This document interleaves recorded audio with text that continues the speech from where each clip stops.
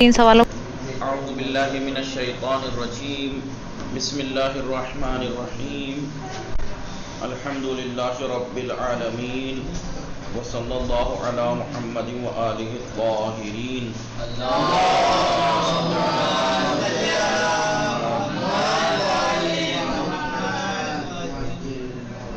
گفتگو ہماری چل رہی. السلام علیکم ورحمۃ اللہ وبرکاتہ. وعلیکم السلام. خیریت سے آپ سب لوگ ٹھیک ہیں؟ جی اللہ کا شکر ہے. گفتگو چل رہی تھی آداب اسلامی میں غم اور خوشی کے موقعوں پر شرکت کرنے کے بارے میں اسلام نے کیا تاکید کی، کیا کہا. ٹھیک ہے، خوشی کے بارے میں، دعوت کے بارے میں بتا دیا کہ جب کوئی مومن دعوت دے تو اس کے ہمارا کیا فرض بنتا ہے. پھر بات چل رہی تھی کس چیز کی، عزا کے بارے میں، کہ اگر کسی کے کو غم ہو جائے، موت ہو جائے تو اس میں شرکت. اس کے بارے میں کچھ حدیث بیان کی. اب یہ یہاں پہ کہہ رہے ہیں جو روایات احادیث ہیں ان سے تشییع جنازہ، تجہیز و تکفین، دفن میں شرکت کا ثواب واضح ہو جاتا ہے. اور ثواب کی کثرت اور عظمت سے ثواب، کتنا ثواب ہے اس کا، اور اس کی اہمیت کا بھی بخوبی اندازہ لگایا جا سکتا ہے. جب اتنا ثواب ہے تو اس کام کی اہمیت کتنی ہوگی.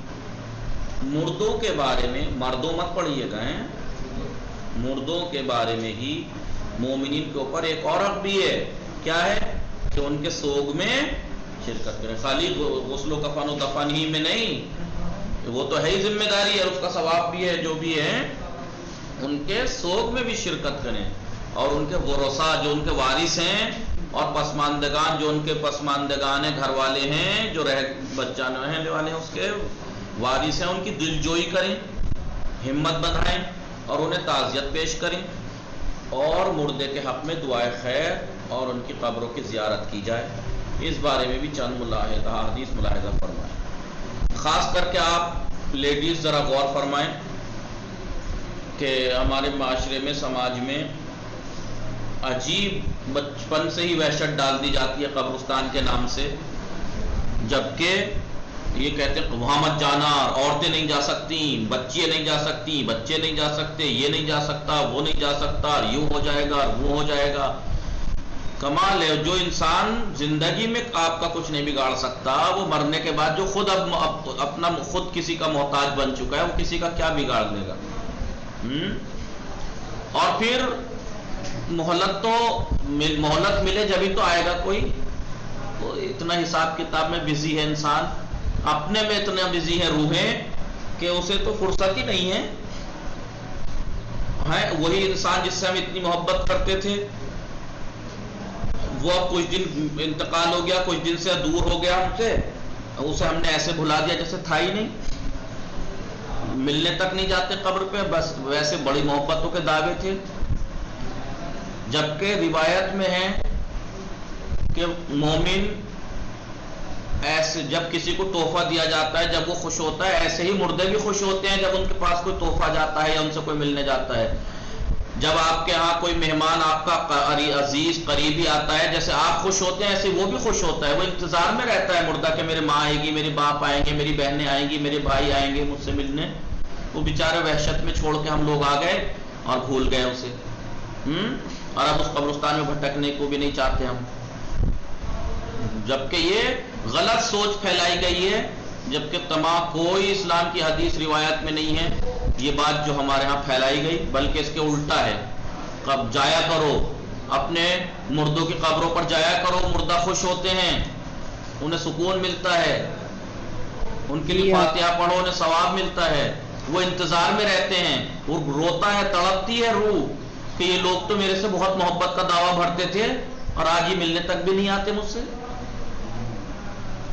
پیغمبر اکرم صلی اللہ علیہ وآلہ وسلم کا ارشاد، من عز مصابا فلہ مثل اجرہ، کسی مصیبت زدہ کی دلجوئی کرنے سے اور اسے تعزیت پیش کرنے والے کو بھی اسی کے برابر اجر و ثواب ملے گا. جتنا اسے اجر و ثواب اتنا ہی اسے تعزیت دینے والے کو. پیغمبر اکرم صلی اللہ علیہ وآلہ وسلم کا ارشاد، من عز اخاہ المؤمن، من مصیبتہ کساہ اللہ عز وجل من حلل الکرامت یوم القیامہ. جو شخص اپنے کسی مرد مومن کی مصیبت میں اس کو تعزیت پیش کر کے اس کی دلجوئی کرے تو خداوند عالم قیامت کے دن کرامت اور بزرگی کا لباس اس کو زیب تن کرے گا، یعنی اسے پہنائے گا بزرگی کا لباس.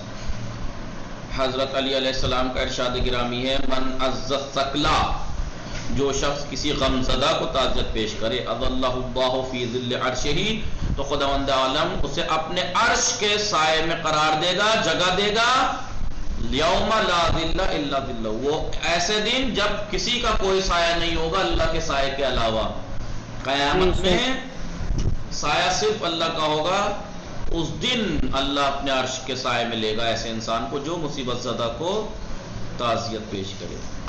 آپ ہی کا یہ بھی ارشاد مولا کائنات کا زوروا موتاکم، اپنے مردوں کی زیارت کرو، اپنے مرحومین کی قبروں کی زیارت کے لیے جاتے رہا کرو.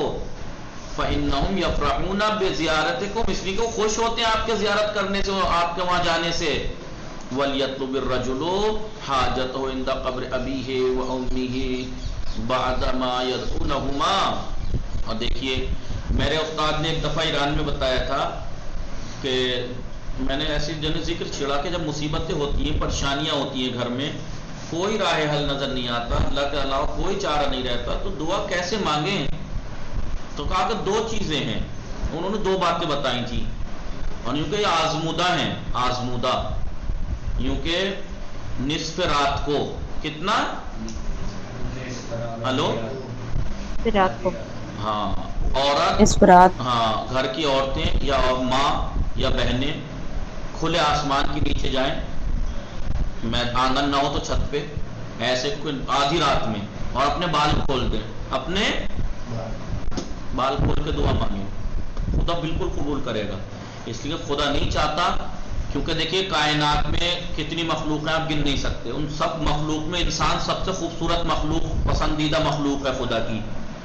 جی پوری کائنات کی جو چیزیں اللہ نے خلق کی ہیں، پیڑ پودے، دریا شجر، کیڑے مکوڑے، انسان حیوان، سب ان سب میں خدا کی سب سے پسندیدہ، سب سے خاص مخلوق کون ہے؟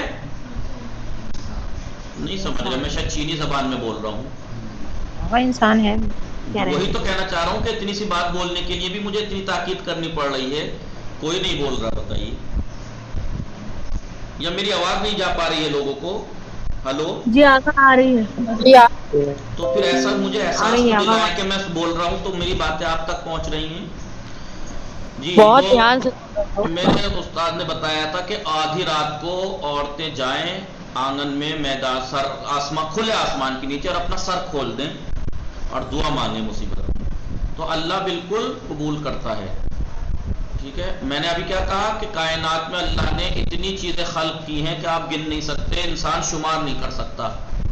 سمندر کے اندر بھی ایک دنیا ہے پوری ہے، لیکن تمام مخلوق میں انسان سب سے عزیز مخلوق ہے خدا کی، اور انسانوں میں بھی سب سے قریب مخلوق عورت ہے، سب سے خوبصورت مخلوق عورت ہے. پروردگار برداشت نہیں کرتا کہ کوئی عورت کوئی میری کنیز سر کھلے آئے، اس لیے فوراً دعا قبول کرتا ہے. آپ نے ایک طرف سے تو سن لیا، آپ نے ایک طرف سے تو سن لی بات کہ جب اب ذرا دوسری طرف سے سوچ کے دیکھیے کہ پروردگار کی سب سے خوبصورت مخلوق میں سے ہے، وہ اس کا سر کھلا ہوا نہیں دیکھ سکتا، دعا بھی قبول کرتا ہے، تو وہ عورتیں جو خود جان بوجھ کے ننگی پھرتی ہیں ان کا کیا ہوگا؟ جی تو ایک بات تو یہ بتائی تھی میرے استاد نے کہ رات کو نصف رات میں جب مصیبتوں میں ہوں، پریشانیوں میں گرفتار ہوں، تو سر کھول کے آسمان کے نیچے آ جائیں، دعا کریں، اللہ فوراً دعا قبول کرتا ہے. دوسرا، اب قبرستان جاؤ، آپ کے باپ دادا، ماں باپ یا باپ دادا کی کس کی بھی قبریں ہوں نہ ہوں، مومنین کی تو ہیں، جاؤ سلام کرو، فاتحہ پڑھو ان کے لیے، اور ان سے کہیں کہ پروردگار سے ہمارے لیے دعا کر دو، پروردگار سے ہمارے لیے دعا کر دو. دیکھیے ہماری بنسبت خدا سے وہ زیادہ نزدیک ہے نا روحیں. جی آقا. اب ظاہر سی بات ہے قبرستان میں مومنین ہیں دفن یا نہیں؟ نیک بھی ہوں گے نہیں ہوں گے؟ جب ہم ان کے لیے فاتحہ پڑھیں گے تو وہ ہمارے لیے ضرور دعا کریں گے جب ہم ان سے کہیں گے، اور پھر خاص کر کے باپ دادا اپنے خاندان وہ ہوں تو ظاہر سی بات ہے کوئی اور باپ اپنی اولاد کی بات نہیں ٹالتا، وہ مصیبت میں دیکھ کے وہ خود پریشان ہو جاتا ہے، خود دعائیں کریں گے۔ تو یہ دعائیں قبول کرانے کے دو اہم ترین طریقے مجھے میرے استاد نے بتائے تھے کہ جب بھی مصیبتوں میں گرفتار ہو، پریشانیوں میں، تو یہ کام کیا کرو، دعائیں قبول ہوتی ہیں۔ ایک تو پروردگار عورت کو کھلے سر نہیں دیکھ سکتا جی، تو آدھی رات کو آ جائیں اور یہ مصیبت دکھانے کا سب سے یہ طریقہ، سب سے بہترین طریقہ یہی ہے کہ مصیبت دیکھتی ہے جب عورت کا سر کھلتا ہے تو سمجھو مصیبتوں میں گرفتار ہے۔ مگر آج کل کی عورتوں کو مت دیکھ کے کہنا کہ آج کل کے یہ تو خوشی کی علامت ہے آج کل تو،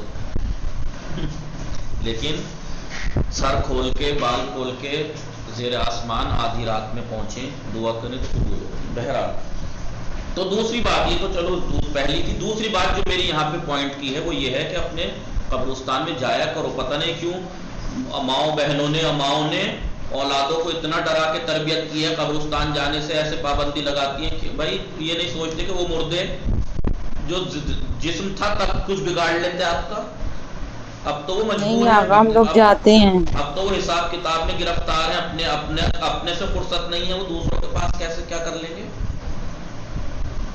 جی۔ زورو موتاکم، مولا کیا فرماتے ہیں؟ زورو موتاکم، اپنی مردوں کی زیارت کو جایا کرو قبروں پر، فإنہم یفرحون بزیارتکم، اس لیے کہ وہ تمہارے زیارت کرنے سے وہ خوش ہوتے ہیں۔ وَلْيَطْلُبِ الرَّجُلُ حَاجَتَهُ عِنْدَ قَبْرِ أَبِيهِ وَأُمِّهِ، اور جو اگر کسی شخص کو کچھ حاجت ہو تو وہ اپنے ماں باپ کی قبر پر جا کر پہلے ما يدعو لهما، دونوں کے لیے دعا کرے، پھر اپنی حاجت طلب کرے، خدا ضرور پوری کرتا ہے۔ اپنے مرحومین کی قبروں کی زیارت کے لیے جاتے رہا کرو کیونکہ وہ تمہاری زیارت سے خوش ہوتے ہیں، اور اگر کسی شخص کو کچھ حاجت ہو تو اپنے ماں باپ یا ماں کی قبر کے پاس جا کر پہلے ان کے لیے دعائیں خیر کرے، پھر اپنی حاجت طلب کرے۔ اب دیکھیں جو ماں باپ زندگی میں اپنی اولاد کو پریشان نہیں دیکھ سکتے تھے وہ اب مر چکے ہیں، اب اللہ سے نزدیک ہیں، وہ اب کیا دعا نہیں کریں گے اپنے بچوں کے لیے جی؟ کریں گے بے ہم شک، لوگ دفن کر کے ہفتہ 10 دن مہینہ 40واں بالکل۔ زیادہ زیادہ آقا 82 یہ تک تو رسول قبر خدا کا میں ارشاد ہے؟ مولا کائنات، ٹھیک ہے، مولا کائنات کا یہاں پر حضرت علی کا آقا یہ رسول خدا کا ارشاد تھا اوپر والا؟ نہیں یہ حضرت علی علیہ السلام مولا کا ہے علی یہ کا، رہا، اور انہی کا آپ ہی کا یہ بھی ارشاد ہے مولا کائنات کا، زورو موتاکم، ٹھیک ہے؟ اچھا جی جی تو آقا جی اگر یہ بولتے ہیں کہ مطلب آدھی رات میں سر نہیں کھولنا چاہیے، مطلب بلاؤں میں گرفتار ہو جاتے ہیں تو منع کرتے کہ نہیں کھولنا چاہیے۔ نہیں، دیکھیے یہی تو پرابلم ہے، بلاؤں میں گرفتار ہوں تو رات کو کھولیں تو خدا ضرور، خدا نہیں چاہتا کہ ایسے آئیں، تو خدا دعائیں پوری کرتا ہے، ٹھیک ہے؟ امام جعفر صادق علیہ السلام سے آپ کے کسی چاہنے والے نے یہ سوال کیا کہ مولا جو مرد مومن اپنے والدین یا جان پہچان والے یا کسی انجان شخص کی بھی قبر پر جاتا ہے تو اس سے میت کو بھی کوئی فائدہ ہوتا ہے؟ اگر کوئی انسان کسی کی قبر پہ جاتا ہے تو کیا میت کو بھی کوئی فائدہ ہوتا ہے یا نہیں؟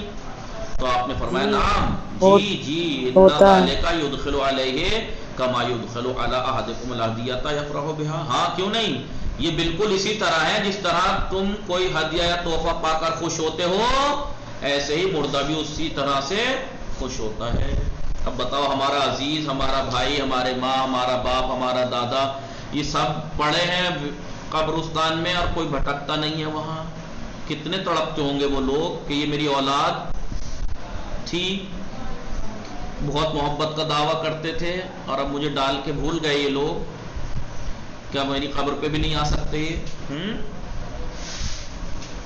یہ غم اور خوشی کے موقع۔ خلاصہ یہ ہوا سماجی زندگی میں ایک دوسرے کے ساتھ رہ کر زندگی گزارنے کے لیے مومنین کے اوپر ایک حق یہ بھی ہے کہ ایک دوسرے کے غم اور خوشی کے موقع پر شرکت کریں، اور اگر کوئی دنیا سے چلا جائے تو اس کی تشییع جنازہ، تجہیز و تکفین، فاتحہ، قرآن خوانی اور مجالس ترحیم وغیرہ میں شرکت کریں، اور اس کے پسماندگان کو تعزیت پیش کر کے ان کی دل جوئی کریں، ٹھیک ہے؟